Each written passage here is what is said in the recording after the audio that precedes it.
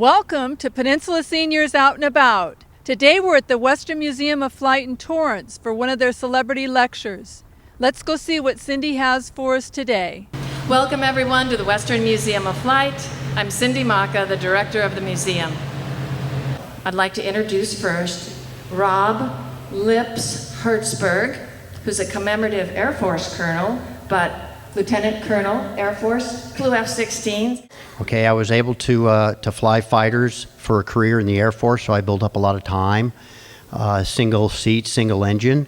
Last few years in uniform, I got involved in the air show business, not the business, but for the Air Force, and got smitten very, very badly by Warbirds. So when I retired, I was able to get involved with a T6. I live in Las Vegas. There's a T6 up there. A doctor owned it, and I got involved with him, and I started building up T6 time. So that's Warbird, that's radial engine, that's tail dragger. Also involved through the involvement with the air show business, I got to meet and built relationships with the folks at the Camarillo Airport's Commemorative Air Force unit. So between my asking and my asking and my asking, I was able to join that unit and start working towards flying some of their vintage Warbird fighters. I went through the Commemorative Air Force has a very structured checkout program to include flying in the back seat of a T6.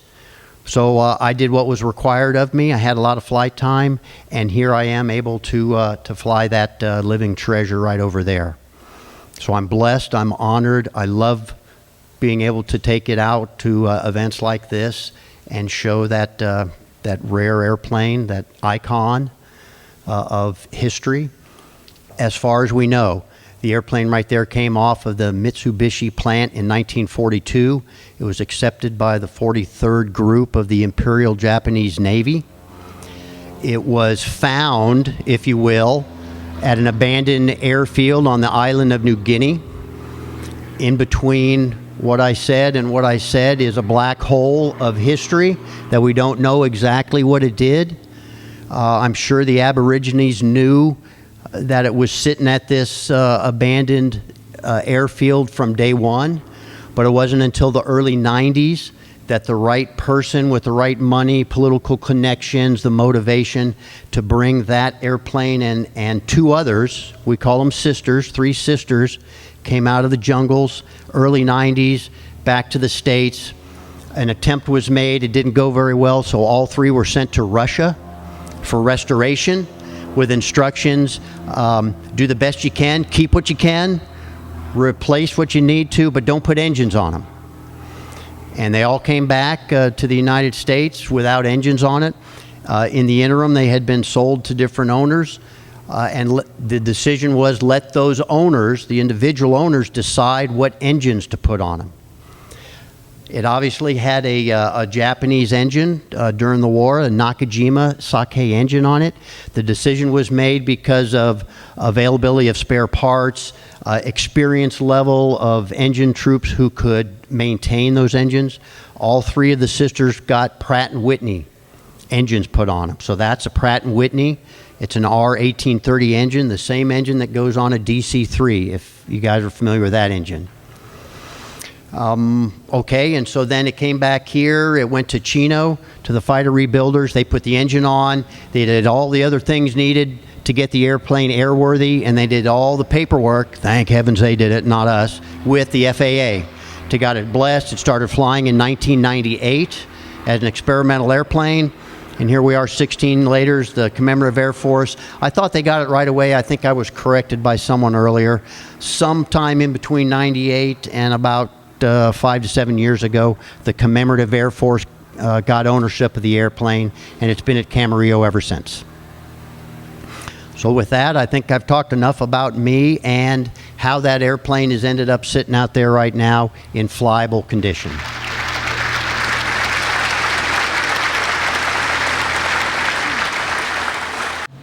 Whenever a really fascinating subject comes up, one of the most rewarding ways to explore the subject is to hear the thoughts of someone who has been there and done that. on the subject of the Mitsubishi Zero Fighter. We are fortunate to have someone who has studied the subject, lived and worked the native land of the subject, speaks the native language of the subject, and has explored the many venues where this magnificent airplane has operated. And finally, has enjoyed the privilege of meeting and talking with pilots who actually flew the Zero in combat. In short, Dan King is definitely the man who has been there and done that, and has graciously agreed to speak with us today. Ladies and gentlemen, Dan King.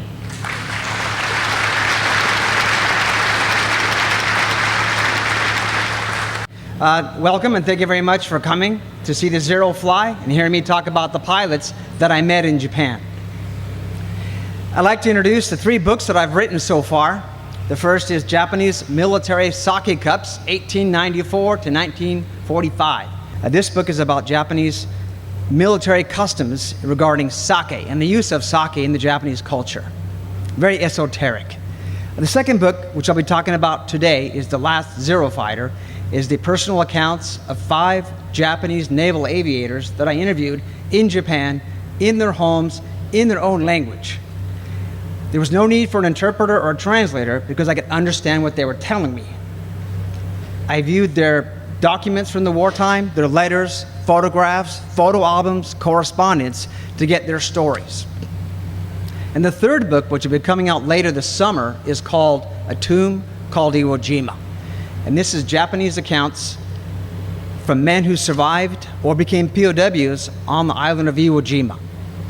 I interviewed 2 Japanese POWs who were captured, as well as 18 or so others who were evacuated off because of injury, illness, or had served on the island but were flown off before the battle started. And the 3 books kind of give you a better idea of what the Japanese experience was, which is what my goal is, to share with fellow Americans who don't speak Japanese, who don't have the chance to interview Japanese pilots or Japanese Army or infantrymen, the chance to understand what the other side was like. We have hundreds and hundreds of books, movies, documentaries, magazine articles on what our guys experienced. But in my book, you need to understand what the other side experienced.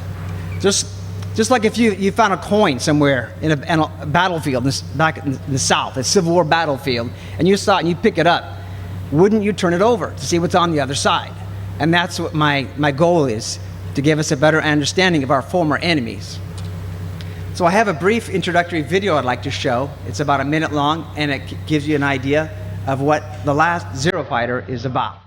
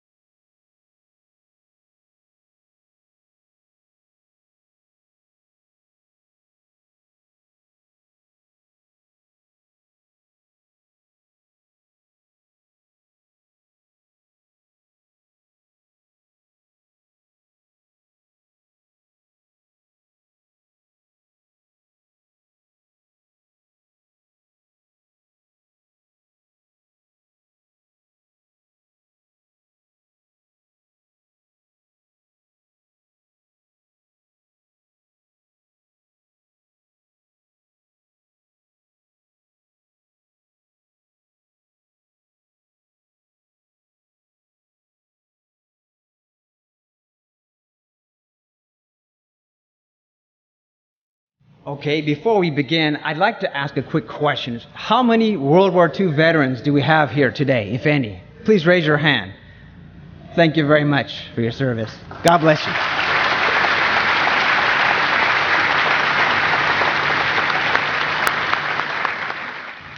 Okay, I'd like to tell you a bit about myself before we begin. I first went to Japan when I was 16 as a summer exchange student with an organization called Youth for Understanding. Has anyone heard of YFU before? I was able to go to Japan for 8 weeks for free, and I learned a lot about the Japanese people, and I was very surprised about their culture and language, history, architecture, and food. I decided at that time I wanted to come back and live in Japan and learn more. And I met my first Japanese veteran during that summer. He showed me a photo album full of pictures of men on horseback somewhere in China, he said. And they were grooming horses and eating together and smiling. And this went completely against everything I believed about the Japanese World War II veterans. It got my mind to spinning. I need to learn more about this. So I came back and I got my degree from Cal State LA. I worked for Toyota Motors in Japan for 10 years in the Nagoya factory.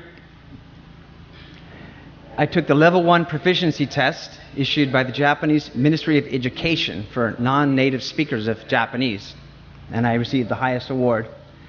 And to date, I've interviewed 97 Japanese Army and Navy veterans from the lowest rank of recruit all the way up to a lieutenant general. I've worked on three dozen documentaries and about a dozen movies as either a language expert or historical consultant or an on-set director, as in the movie Last Samurai in New Zealand.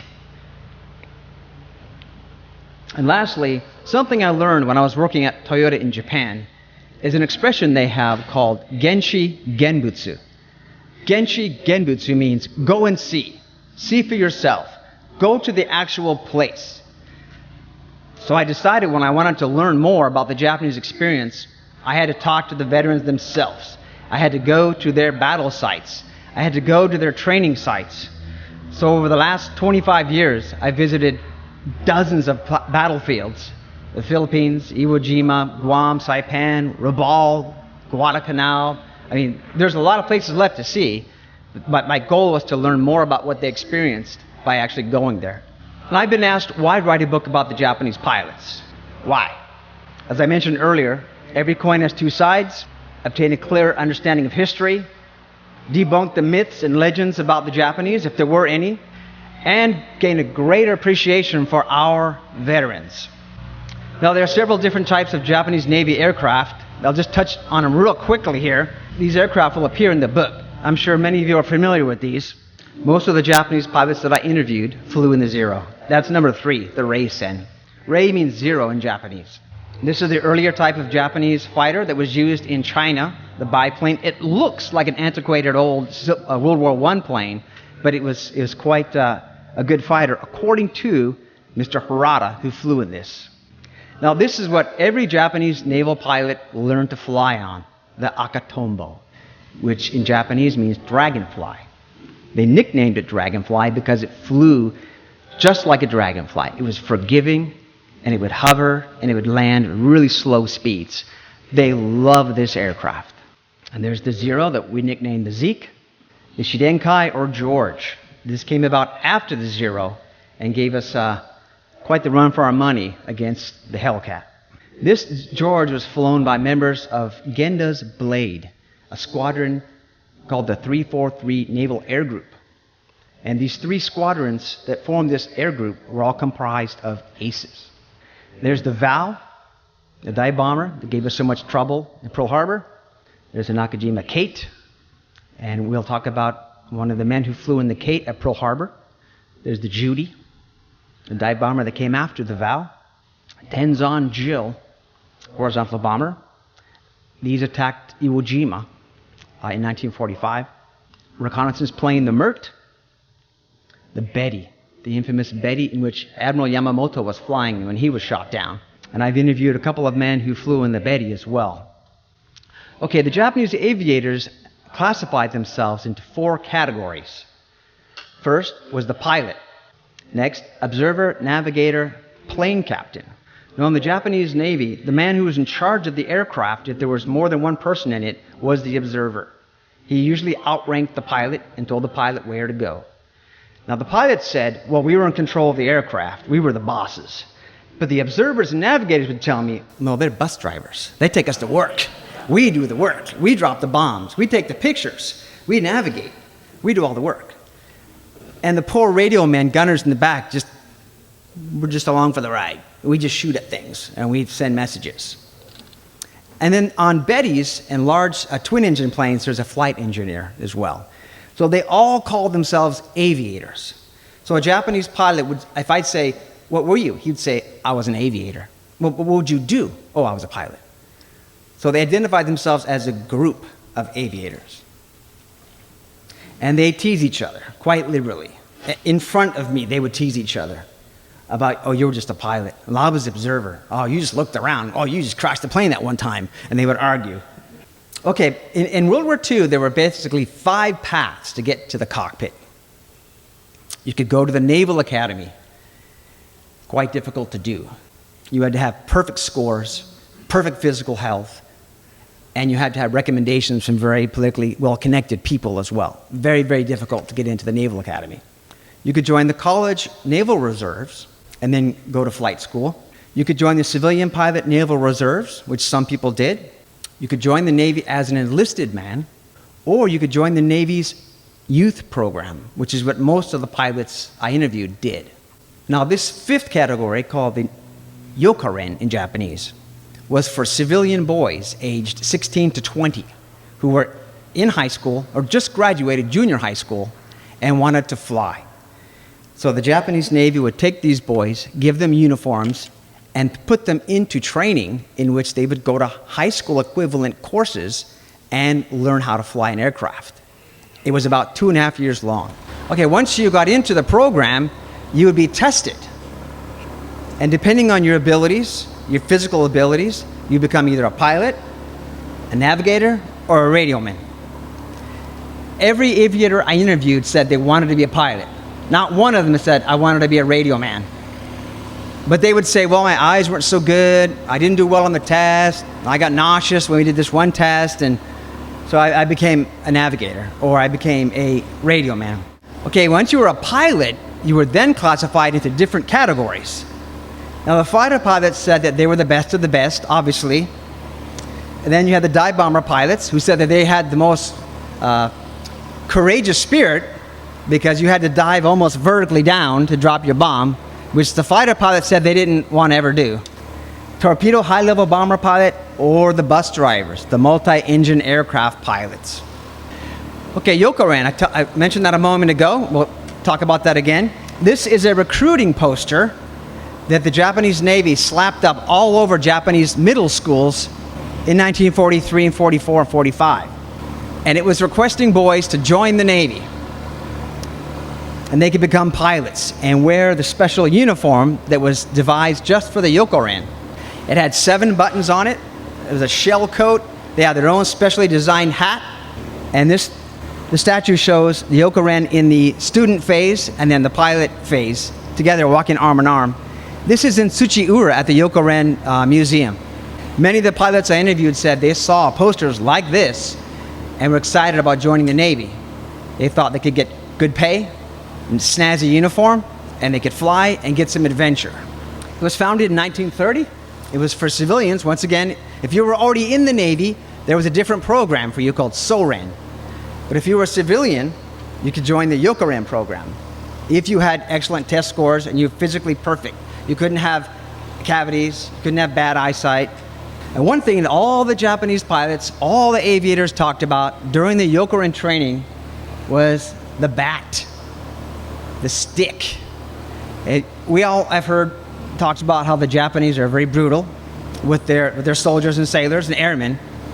One of the devices the Japanese Navy used to instill discipline in their men was a stick about this long.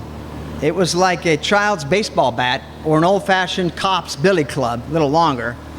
And this club would have an inscription painted on it, and it said, bat to instill military spirit. And whenever the recruits screwed up or made a mistake, or the instructor thought they were getting lazy, he would have them line up, bend forward, thrust their butts out, and line up behind them with this bat, and he would whack each person right on the buttocks with this bat. And they told me they would see stars, and their ears were full of like water sound, and it was very painful. So when the instructors told you to do something, you moved fast, and you watched out for each other. If someone's cap tally was a little crooked or their gig line wasn't straight, you help each other out. Because if one man in your squad is sloppy and lazy and not doing, you know what's going to happen to the other guys? Everybody gets the bat. Or everyone gets the good morning punch to the face. It's called ippatsu omimai. It's like, good morning to ya, a punch in the face. Or they use their slippers. You know, the Japanese take off their shoes and boots indoors. So they wear these barracks slippers that are leather slippers. And a petty officer or a DI might come into the barracks and say, hey, there's some dirt in the corner there.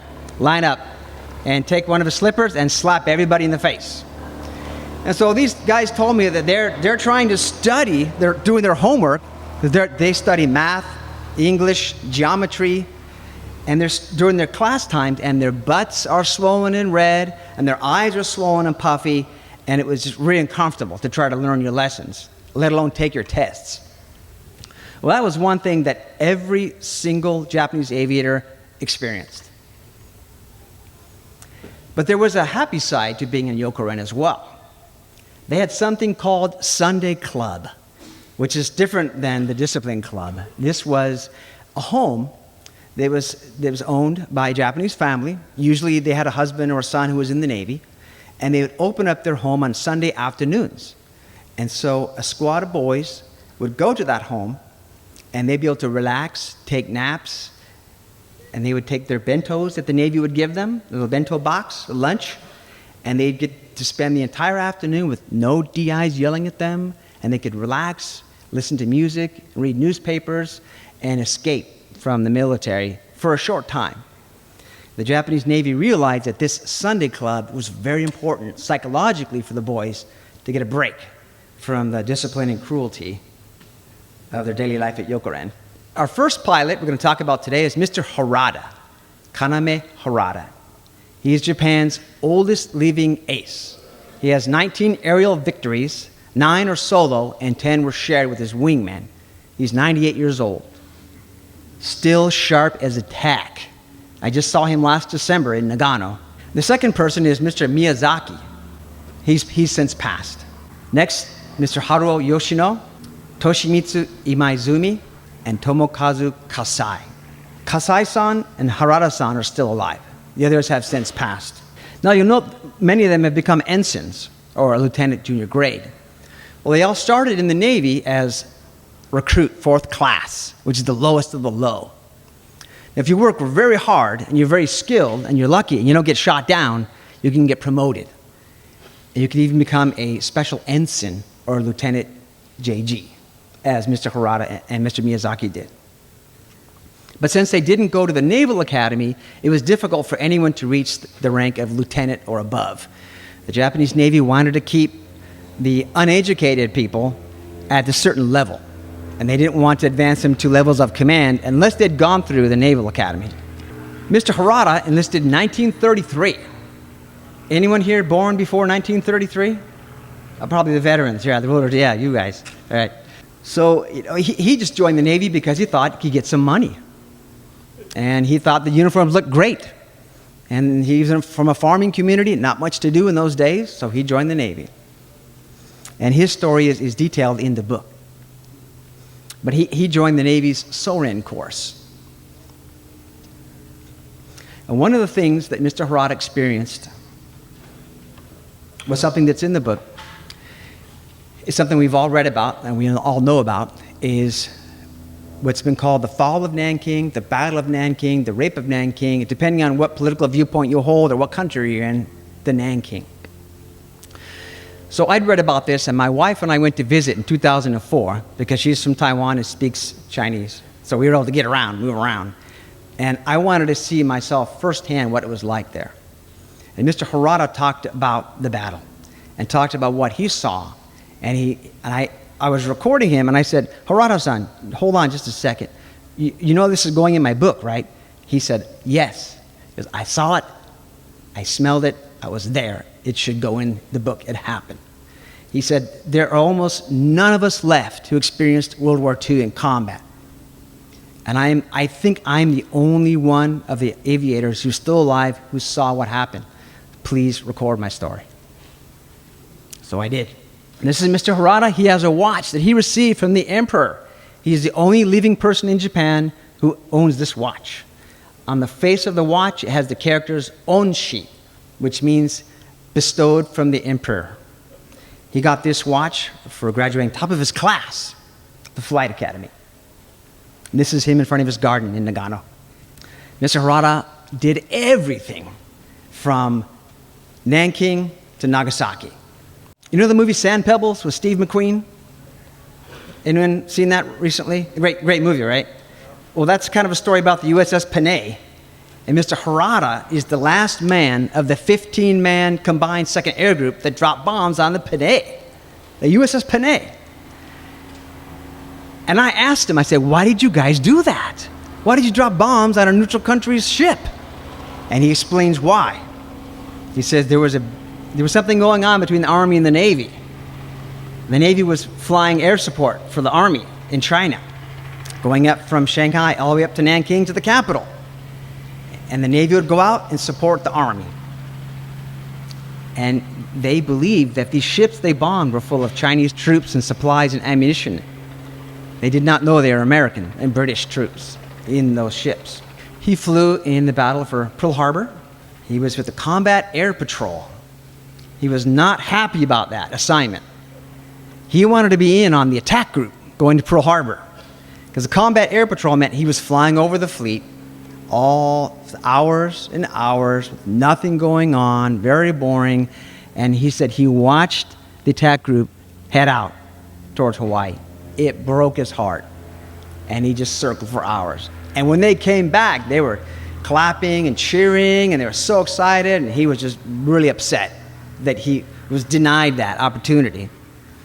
Well, his squadron commander told him, we need all the good pilots in the air to protect us. He didn't believe it, but he accepted it.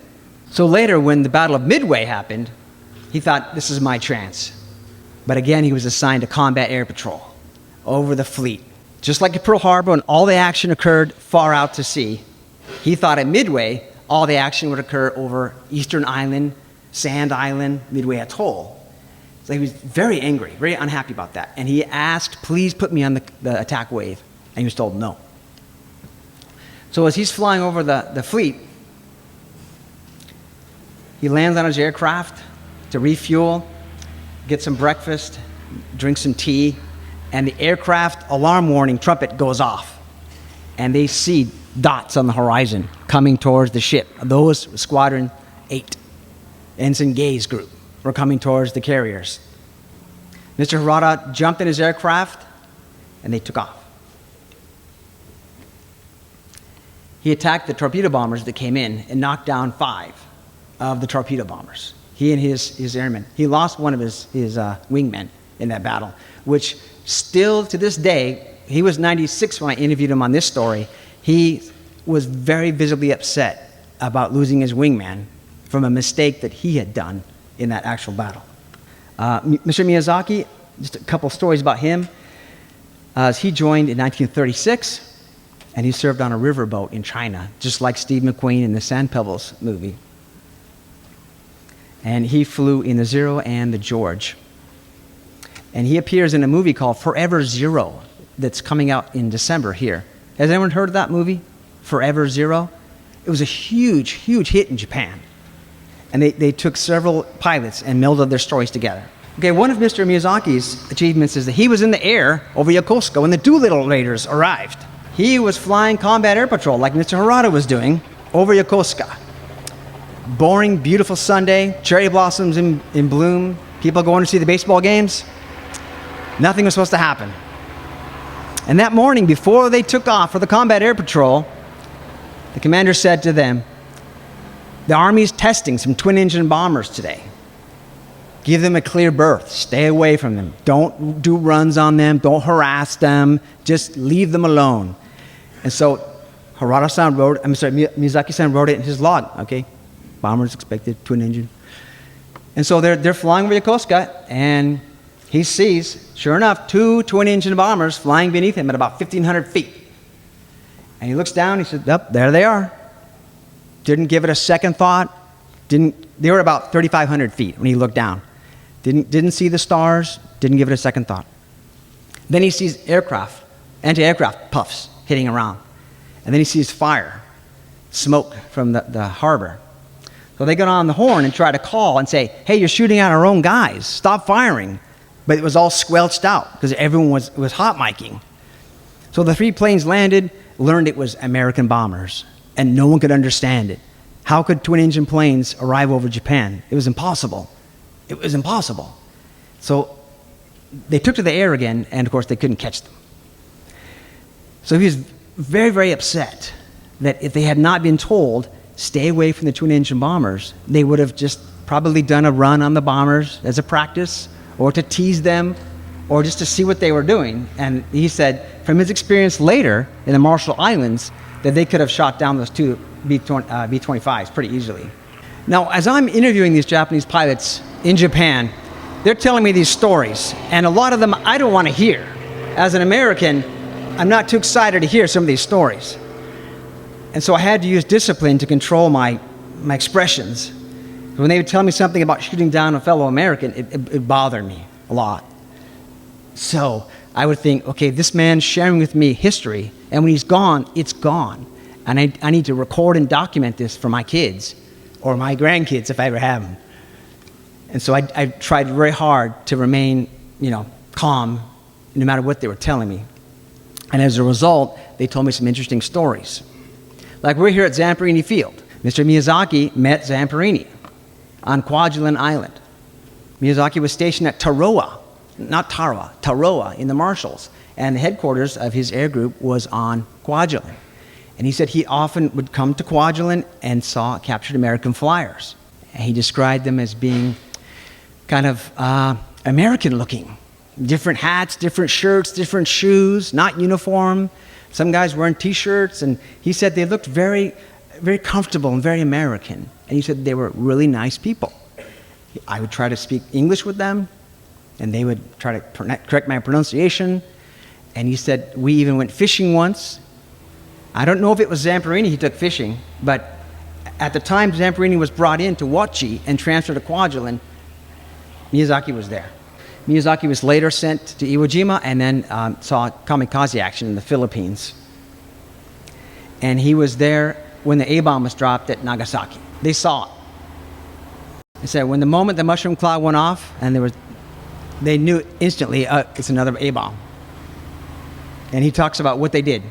It's in the book. This is a painting done by Ron Cole, who does really good artwork, aviation, and this is his depiction of Miyazaki.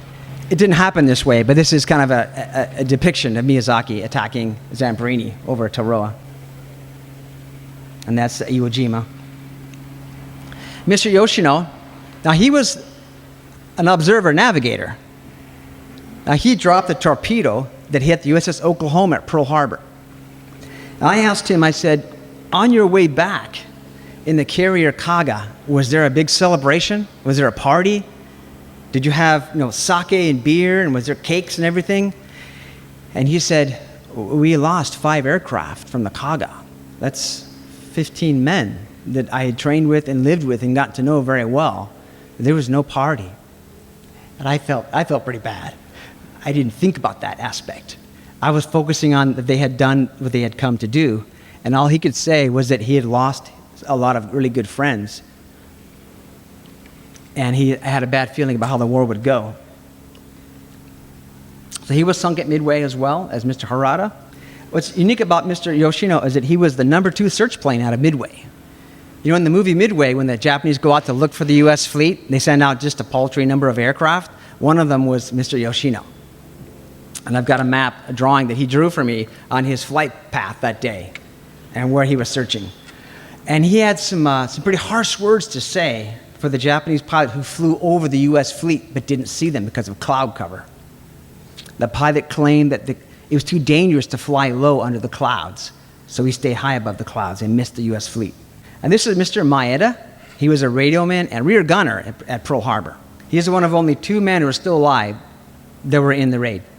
Now, this is something I wanted to share with you all, is that the food that the pilots ate during the Pearl Harbor raid was really interesting to me, and I wanted to share that.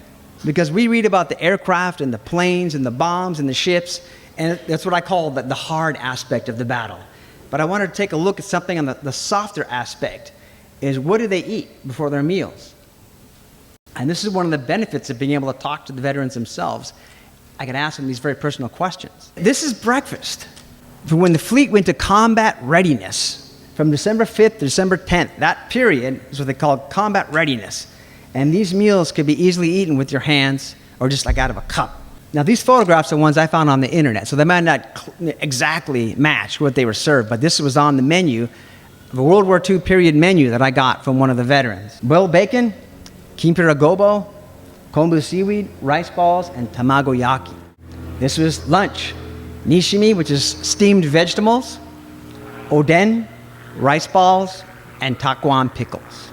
Dinner was the same, nishimi, rice balls, and plums. And they even had late night snacks because some of the pilots had to stay up late. Mitarashi dango, hardtack, which I actually brought some hardtack today that I got at Mitsuwa. They said the Japanese still make hardtack. It's called kampang, and it comes in these tiny little biscuits, as you can see. Now, the Navy version is the larger one. The Army version is the smaller one. Now, the Japanese still make the smaller one. It's called kampan. The flavor is a little different, they tell me, because, you know, we people these days like things a little sweeter. It's not actually sweet, but it has a touch of sugar in it. And steamed buns, which were very popular. Now, on the morning of, they got another special snack to take with them or to eat on the flight line. Monishimi, norimaki, tamagoyaki, and tekamaki, which is like tuna in the sushi there. The people in the Navy always eat better, no matter what country you're in. Japanese Army guys are not eating this, I guarantee you.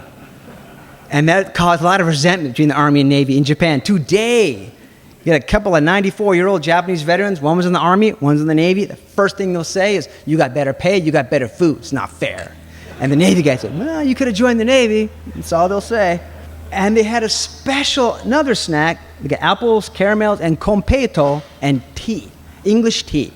Kompeto is just like rock candy. And it gave them instant energy, helped wake them up, and give them something to chew on.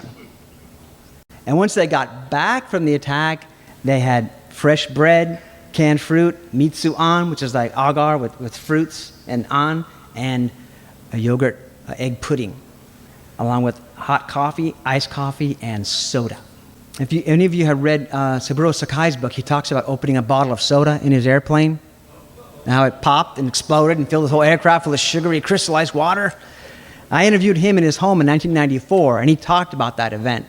How he was so thirsty, he opened up his bottle of soda and everywhere, and he was using a scarf to kind of clean his windows, and he's kicking himself. Why?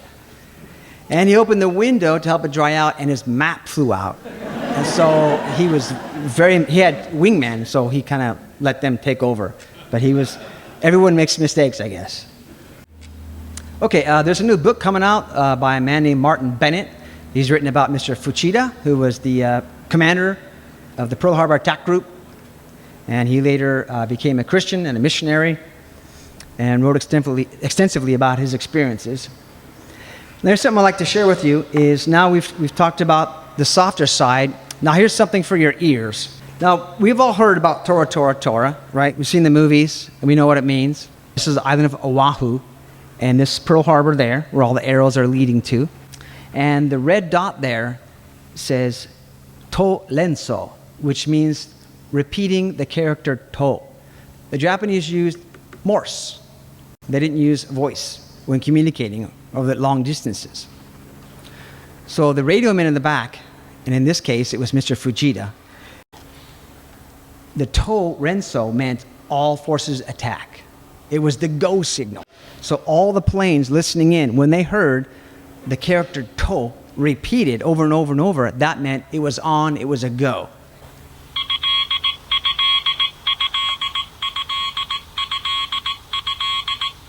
That's the series of dots, dashes, and dots. So Mr. Maeda, Mr. Yoshino, Mr. Fuchida, all the Japanese pilots in the air that day were on pins and needles listening for that signal to go.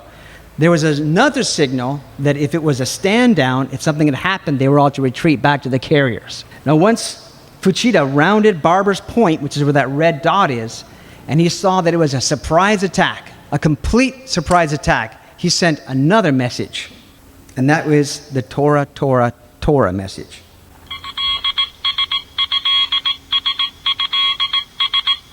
That is a series of the blue dots at the bottom. So Mr. Yoshino and Mr. Maeda both said when they heard those dots, they knew, they said they couldn't believe that it was a surprise. Maeda-san said it felt like an exercise because everything was going per plan. There was no attacks from American fighters. It just felt like an exercise until they saw the huge columns of smoke rising from Pearl Harbor. Now you notice there's a flare gun there and a couple of flares. This is the actual type of flare gun that the Commander Fuchida fired, a flare.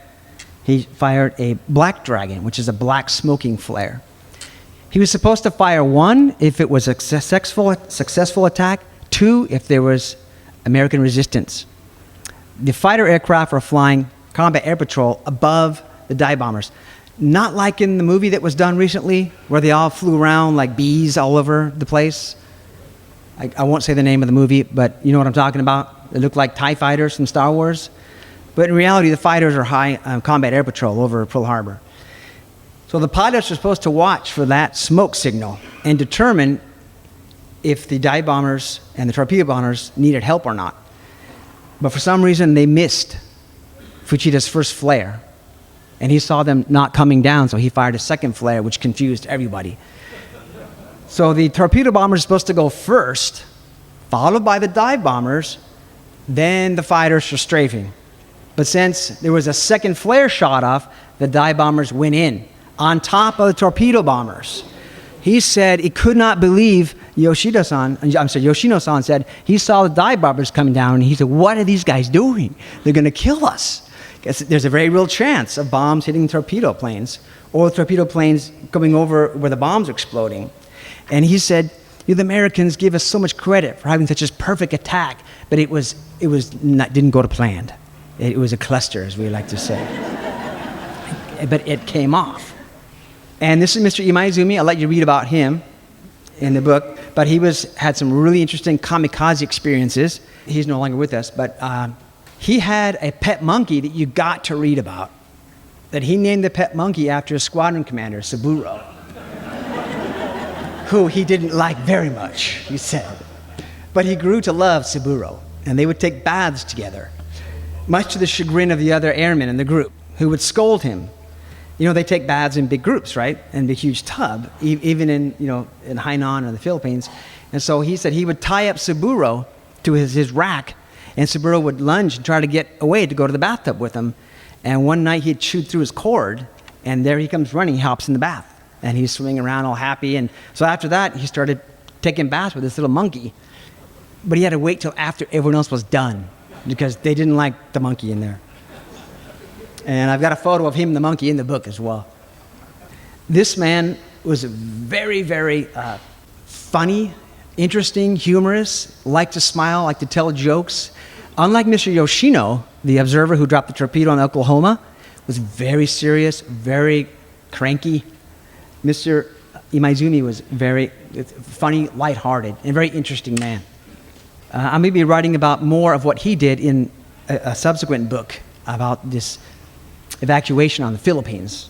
When MacArthur landed, fulfilled his promise to the Filipinos, he caught hundreds of Japanese pilots on the ground. And they had to march, kind of like a Bataan Death March, reverse style, to the north of the Philippines to escape, because we had basically caught him on a pocket.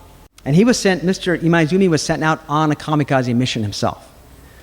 And Mr. Kasai, really interesting stories about him as a young pilot. He has 10 victories, and he's Japan's youngest living ace. So we have the oldest and youngest in the same book. Well, it's time, so I'll let you read about him in the book. But number 3, Mr. Kasai had a really interesting experience with the Kempeitai, who we all know are not nice people. and he had a fight in a restaurant because him and his pals were drinking and being a little too loud and boisterous, as young men can be when they've had too much. And they were told to quiet down by a couple of men in civilian clothes. And so these pilots did what anyone would do. They beat them up. These pilots just jumped them and beat them down and ran off laughing. Well, the Kamikaze came to the Naval Air Group the next day with a warrant for their arrest. And so the squadron commander said, I don't know what you're talking about. So after the Kamikaze left, he called the pilots up and looked at everybody's hands. And, knuckles are all scuffed up and bleeding. And so, long story short, the squadron commander had to take some of his pilots to Yap to get away from the Kamikaze because they wanted them in the brig. So that's why Mr. Kasai went to Yap, and he fought B-24s. Okay, quickly run through some myths, misunderstandings, and misconceptions. We hear the word kamikaze, we think like a zero, right? But there were other types of kamikaze as well. The Kai-10 submarines, the Oka, it's a rocket bomb. I've interviewed 2 Oka guys that'll be in my next book about the kamikaze. The Kika, a jet fighter, the Fukuryu, the hard hat scuba divers. These guys had long poles with charges and early hard helmet scuba gear, and their job was to wade out into the ocean, and when the Marines came ashore, poke them from below with these charges. I interviewed one of them too. And the Shinyo speedboats. The motors were made by my old company, Toyota. And they put them in these small little wooden boats, 250 kilograms of charge, and they'd launch them towards the U.S. fleet out of caves. I interviewed one of them as well. This is what the Kai-10 looks like. And this is Mr. Okada. He actually went on 2 Kamikaze Kai-10 missions, survived them both due to a malfunction. That is the dagger he was given from the Admiral. There's the Oka, the 3 rockets in the back that fire not simultaneously, but in order. The pilots have switches. They can hit 1, 2, 3 rocket, one at a time. Most artworks has them all going off at the same time, but that was not work. There's Mr. Asano talking about, that's his certificate he received from his squadron commander, Mr. Suzuki. They'll both be in another book about kamikaze that I'm doing, and that's at Plains of Fame. There's a Fukuryu. You can see the drawing. Just poke the boat from below with your stick, and don't worry about what happens next. And Mr. Otsu, he flew. I say flew because these were all pilots. Mr. Otsu was trained as a Yokoren pilot. All these men had gone through the whole pilot training course. And then the end of the war comes, they say, we don't have enough planes and fuel for you to fly, so we're going to let you fly speedboats and Okas and Kai-10s. And so these men wore their flight uniforms, their flight helmets, flight gloves, everything, and they sat in these speedboats. This is something that still I hear from time to time where people will say the kamikaze were drunk, locked into their cockpits, or chained into their cockpits. One man even told me that the kamikaze were welded into their cockpits. And if I remember shop class, aluminum doesn't weld very well, from what I recall. But what that does is that negates their courage, their bravery, their devotion. If you're forced to do something, it takes away your volunteer, your courage. All of them said they were motivated by wanting to protect their family, protect their mothers, their fathers, their sisters and brothers, and that was their job. And they all were told, if you don't do this, these evil bad guys are going to come in and enslave our entire country. So not a whole lot of choices there. It's kind of as an analogy, I don't want to use this analogy in a cold-hearted way, but they view themselves as last responders, that there was no one else behind them. And so it's almost like saying the policemen and firemen who went into the Twin Towers on 9/11 were forced in, were ordered in, were sent in at gunpoint. They were not. They knew they were going to die, and they rushed in anyways. So these old men, back when they were young men, believed that there was no one else behind them, that if they didn't rush in to fill the gap to try to keep the Americans away, that it was going to be disastrous for the country. But they don't view themselves as heroes. And this is something we may have heard about, the parting toast before their missions. They would share cups of water or sake. It's called sake no mizuki, and it's saying goodbye with water. Japanese pilots didn't carry parachutes. That is not correct, because they were seat cushions. Tsuburo Sakai told me he often used his as a portable toilet on long missions. He could just sit on it, let go, and relax, and then let the other guy have to repack it and clean it. Now, they always had parachutes in their planes because their seats had bucket seats, but you didn't have to hook in, and many of them didn't. When they were flying over enemy territory or over American ships, don't hook in because you don't want to be captured. But if you're flying over friendly territory, they would hook in with their harness. And the reason why they wouldn't hook in is because it was illegal to become a prisoner of war in Japanese culture. This is from the Senjin Kun, section 2, chapter 8, and I'll just read it. This is my own translation. He who knows and thus seeks to avoid shame is strong. Be vigilant, ever mindful of your family crest, making the utmost effort, even unto death, to avoid suffering the shameful crime of soiling your name by being taken alive as a prisoner. So it was better to die, to kill yourself, than to put shame on your family. And those of you who are from Japan or have Japanese roots or understand Japanese culture, shame is very, very important to avoid. And these men were told from the time they were young, that is one thing that must never happen, is become a prisoner. So when these pilots faced with being captured, they would just unhook or jump out or just go down with their craft. Some folks think that the kamikaze were specially trained. They weren't. They were usually the youngest member of the group, or a group that was suddenly turned from a regular unit into a kamikaze unit. That happened at Iwo Jima. I interviewed one of the kamikaze's sisters. She showed me his entire photo album and all his records. People will say to me, but I thought there were no living kamikaze pilots. How could there be living kamikaze pilots? Well, these are the reasons. Bad weather, stale intelligence, engine problems, fighter patrol. Some guys just said, hey, I want to live. And they'd land on an island on a beach somewhere and just wait out the war. I won't go into it, but this was a kamikaze attack that happened off of Iwo Jima, where a regular group was turned into a kamikaze group. But about half of the planes came back, or survived, or crash landed, or went into the water. And this is one of the men, Tsuburo Kojima. His aircraft hit the USS Keokuk, which was a submarine net tender of almost no value. But according to the report that his radio man sent in, moments before the attack, they thought it was a cargo ship full of US troops. Japanese pilots were not all officers, as I mentioned earlier. They were kids. And this is a dagger. It was given to them by the admiral.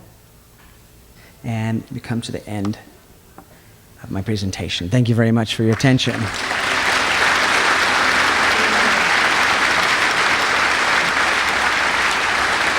Thank you, sir. Now, I'll be happy to take any questions if you have them. I'll repeat them so everyone else can hear them. Well, the question was, how did the Japanese pilots' attitudes change from when they were young to when they were old, like after the war? One thing I heard from almost every Japanese veteran I interviewed was that they were told the Americans were cruel, vicious people. They even had a word for them, which means cruel beast. And then after the occupation, after the war, these men are in their 80s and 90s, and they look back and they'll say to me, we were lied to. The Americans are good people. The Americans treated us very well. Even the POWs that I met were never punched or hit or slapped one time ever as POWs. Whereas in their own army, they were punched and slapped and beaten every single day. And in their own army, they were starved. And as POWs, they got fat. How many versions of the Japanese Zero did they have? Well, there was the earliest version of the 21, which was very popular with the pilots. And then there was the Type 32 that was wildly unpopular because the wings were clipped off. And that was done to save money on production costs. As you notice out here, the wingtips flip up. And that's for carrier storage. And somebody in the accounting department figured out we could just cut those things off. We don't need them. And the man who designed the plane said, I kind of need those because I designed those to be there. And so Mr. Miyazaki flew Type 32 out of the Marshall Islands. He said the gas mileage dropped a lot, and we had guys who could not get back to base. If you had a handful of Type 21s and a handful of Type 32s, the 21s and 32s could all fight for 10 minutes, for example, and head back to base, and only the 21s would make it back. The 32s would go in the drink. And they didn't have a very good air rescue system back then, so nobody really wanted to fly the 32s unless you would be sure it was like a short mission.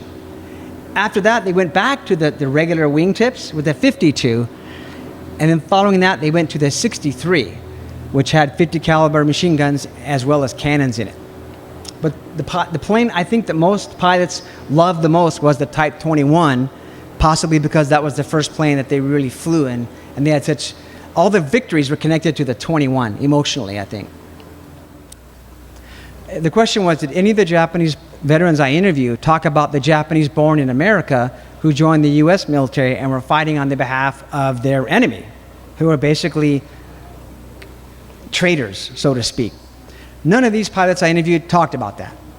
But I have talked to some of the POWs who were captured on Iwo Jima, who met the Nisei soldiers, who were on Iwo with the US Army, and they were trying to get the Japanese to surrender and give up. And they wrote like surrender leaflets, and they went into caves, risking their lives to get Japanese to surrender.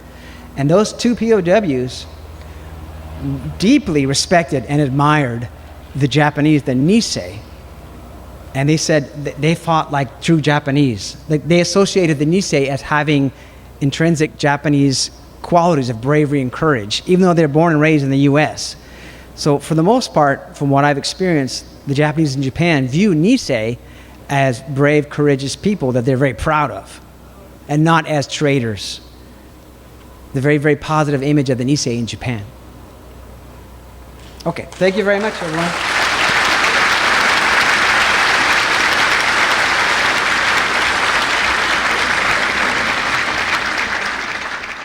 Thank you for watching Peninsula Seniors Out and About here at the Western Museum of Flight in Torrance. I'm Betty Wheaton. I'll see you next time.